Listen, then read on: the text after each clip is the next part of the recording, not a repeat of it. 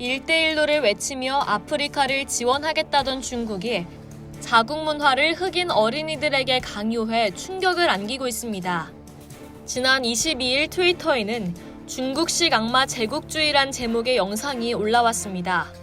15초 분량의 해당 영상에는 회색 도복을 입은 흑인 어린이들이 기마 자세를 한 채 눈물을 흘리고 있습니다. 이 어린이들은 체벌을 끝내기 위해 우리가 노래를 부르겠다고 자청한 다음 중국 안에서 우리는 모두 한 가족이라는 내용의 중국 예찬 노래를 부릅니다.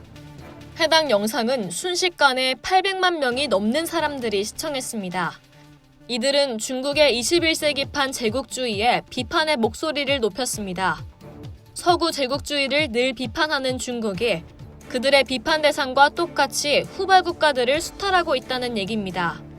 1대1로는 지난 2013년 8월 카자흐스탄에서 시진핑 주석이 150년간 62개국과 경제협력하자는 제안으로 시작된 중국의 국책 사업입니다. 중국은 태국, 미얀마 등 동남아시아 국가에서부터 케냐, 탄자니아의 아프리카 국가에 이르기까지 수십 개가 넘는 국가들을 긴밀하게 연결하기 위해 300억 달러가 넘는 돈을 쏟아부었습니다. 경제가 어려운 국가들은 중국의 막대한 차이나머니를 원조받기 위해 1대1로에 반강제적으로 참여했습니다. 하지만 돈을 원조받은 국가들이 결국 중국 기업에게 공사를 맡긴다는 점, 중국 기업들은 현지인이 아닌 중국인들만을 고용한다는 점, 중국의 문화를 강요한다는 점 등의 문제점이 불거지면서 1대1로는 중국의 패권주의를 확립하기 위한 수단에 불과하다는 비판이 일었습니다. 결국 2017년 파키스탄 정부가 15조 원 규모의 건설 사업을 취소한 것을 시작으로 네팔, 스리랑카 등이 잇따라 중국과의 건설 계약을 취소했습니다.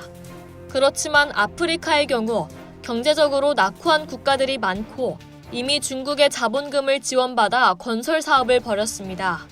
덴마크 국제학연구소의 루크퍼티 선임연구원은 지난 2018년 영국의 파이낸셜 타임스에 기고한 글을 통해 케냐의 경우 470km 길이의 필요하지도 않은 철도 건설을 위해 32억 달러에 달하는 채무를 떠안게 됐다면서 실적도 없고 손해만을 강요하는 중국의 실패한 정책을 위해 아프리카 국가들이 예속되는 것은 비극적인 일이라고 비판했습니다. 이상 여의도투브였습니다.